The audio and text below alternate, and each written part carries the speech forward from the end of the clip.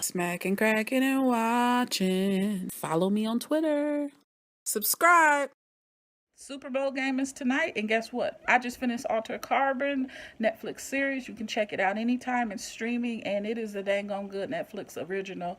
In this recap review or whatnot, what we're going to do is talk about the religious inspiration behind it, Lizzie's story, the best fight scene, Psycho Sisters, cross sleeving versus just sleeving, and RD, aka Real Death, this creepy soundtrack, Stacks, Ghost Walkers, Methuselahs versus Grounders. If I had to rate this series, I would give it definitely a 9 out of 10. 9 out of 10. Alter Carbon is diverse, intense, fun, and they invite us into this world. You know what? I felt so strongly about if this dang on series had a song to sum it all up, it will be Prince, I Would Die For You, because these people are willing to sacrifice themselves for another.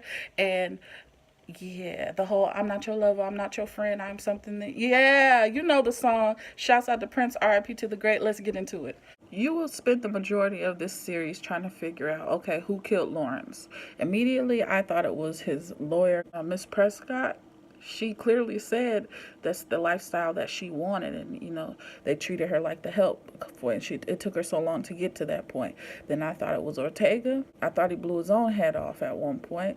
Maybe it was Isaac. Miriam drugged her husband. Miriam drugged her husband, kicked the mess out of Lizzie, who was pregnant, because remember in one of those episodes, Miriam clearly said, I'm the wife, I've had all 21 of his babies. Jealousy, much like Ray.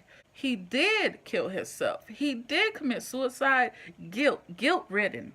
In the process, they ruined Homegirl's career, but she was able to, come out and have redemption in the final moments of the show. The news lady was able to have her breaking story, her moment. She finally got her story to pop. A lot of rock, paper, scissors action in the show. Man, Tox character, strong lead. I love it. I love it. I love it. We found out Ortega lied. Elias Riker. We knew from the time she picked up Kovac from that Alcatraz situation that she knew exactly who the heck that sleeve belonged to. They horizontal hokey pokey. Ew. First of all, in 2018, robot sex dolls are a thing, but evidently sleeving and getting it in, oh, it's a thing. Hundreds of years later. They both know it's not right, but they did it anyway. Here's the thing. He's an envoy. They don't have there's no sense of guilt. He's doing it because he's got nothing to lose. She's doing it because she wants that old thing back, and she misses the love of her life. And she hit him with a shut the F up. Now, what I really like about Ortega, Lieutenant Ortega's character, is she's good with her hands as far as she can handle herself. So we saw her in the beginning episodes practicing fighting, and we know that she's good at close quarter combat, but nothing tested her greater than the elevator ride. And we were introduced to that meat snatching device. He hit her in the shoulder, hit her in the gut, and we just see the meat from her skins, her innards coming out. Oh, it was crazy. It was horrible, but it was good for TV. I booed her partner, her friend, that father-like character. He sacrificed himself. He knew it was one bullet left in that gun. He jumped in front of it, and she lived another day, but he's no more. Shouts out to Aboud. Talk had his Kevin Costner, the bodyguard moment when he grabbed her out the elevator and put her in his arms, and he carries her off. That was epic. So Demi the Twin is double sleeve, so we have to find him. We located the mysterious Asian guy that we've been kind of chasing this for a couple episodes. A well-trained, mysterious villain, like, for real. He's there, he's not there. He can fight. He took his body. It was like an episode of Gotham where someone's always infiltrating the police department. Let's talk about Lawrence real quick. Lawrence Bancroft, because we had to decipher through all of his enemies, trying to figure out, okay, who killed this guy? I want to know if you guys caught all the religious portions of this series. I would say it was 3 in particular. 3. Lawrence is in the midst of the poor, the common people, the sick people, where other people are not willing to go and talk to them and help. Well, he's gifting them very similar to the Bible, with touching the hem of my garment, suffer not the children before me. Yes. Number 2, bring something unusual to my party. Let's eat tiger. You love me. You all love me. You all hate me. The Last Supper. We find his body all preserved in another home, and it's similar to discovering the bodies in the tomb. And I can't front, when his wife Miriam betrayed him, it was real Judas-like. Let's talk about Takeshi real quick. So he's the last envoy, and he's able to release himself and being imprisoned, which is super cool, man, right? That whole scene, the virtual reality situation was dope. This fool can stop his heart. That's how strong he is. And at that moment, they went all John Wick on us. They went Keanu Reeves. They went John Wick on us. He's pew, pew, pew, shooting people on his way out.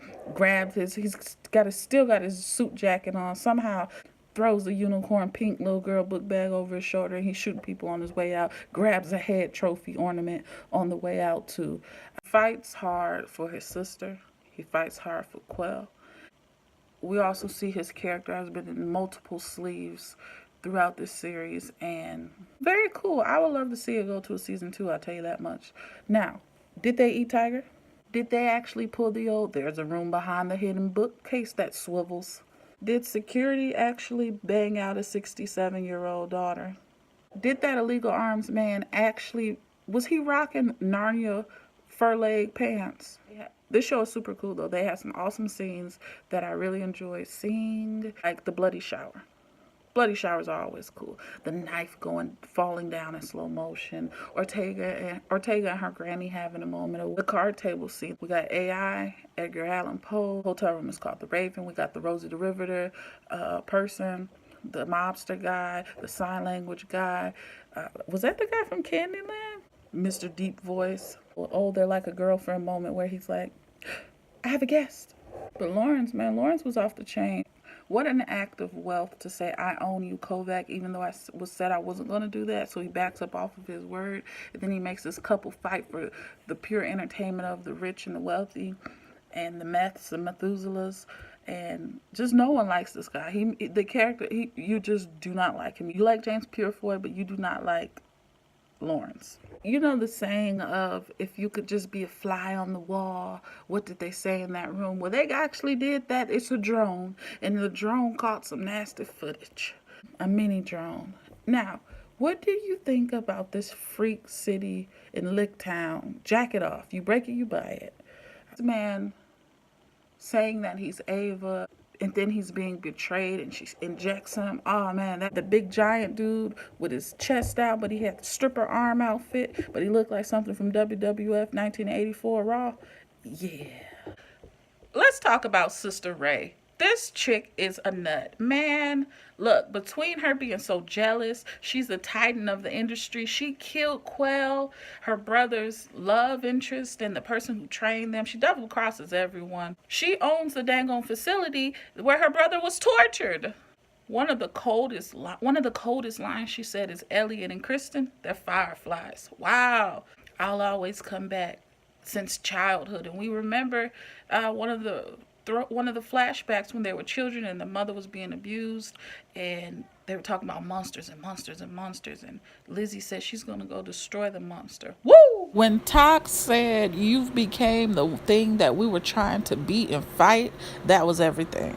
Clones Christina Ortega, and I'm like, no, what's gonna go down up in here? What's gonna go down? She's the sibling that trash talks her brother, but she only does it to try to get something out of him, get a rise out of him. Jealousy streak is crazy, and she really threw me when she went into the sleeve of Christina, and her brother was bathing her, and he caught it. Yeah.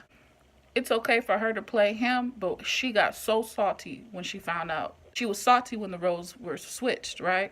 Christina Ortega, I think she's an outstanding character, played by a super great actress, and she gave me so much Jim Gordon from Batman Gotham when the whole department is against her. She's got the bad commissioner chief or whatnot who's corrupt, under the table deals. She's got love in all the wrong places, and she's struggling. Her family's there for her, but now they're all slaughtered. Great detective. She's this great detective, but one of my favorite scenes, I cannot lie, is Ray versus Versus Ortega, one of my favorite scenes when they were fighting and it went down to gun versus a glass sliver, and I'm like, oh man, it's about to go down.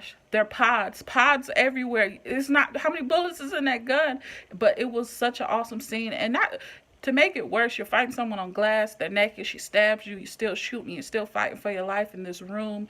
And then it felt like a video game, almost like Mortal Kombat, how finish her, next one shoots in. It's like a Royal Rumble, you know? Like the next person just keeps coming at you, then you go on to the next level when the door opens. And they gave us the cheesy ponytail drag. Get over here, you know? Ava being put into another body was unexpected. I mean, does Vernon kiss him? Does Vernon go towards him? Does Vernon recognize the love in between?